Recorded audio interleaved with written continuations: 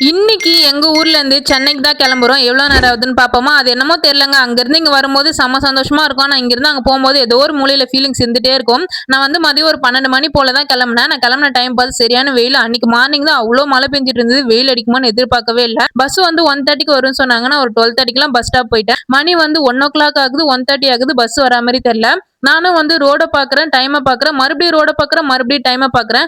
என்னடா வருமா வராதான்னு சொல்லிட்டு ரிட்டர்ன் வீட்டுக்கே போயிடலான்னு தோணுச்சு. நான் ரொம்ப நேரமா வந்து கேமரா வந்து எடுத்துட்டு இருந்தேனா, அந்த செல்ஃபி ஸ்டிக் வச்சு. இந்த பாட்டி வந்து என்ன நினைச்சுட்டாங்கன்னு தெரியல. அத பார்த்துட்டு நான் பிளைண்டுன்னு நினைச்சுட்டு, "என்னம்மா எங்கம்மா போனோம்? ரொம்ப நேரமா ஒரே இடத்துலயே உட்காந்துட்டு இருக்கியே, எங்கனா கூட்டிட்டு போய் விடணுமா? இந்த ஊருக்கு வந்து புதுசான்னு" கேட்டுட்டு இருந்தாங்க.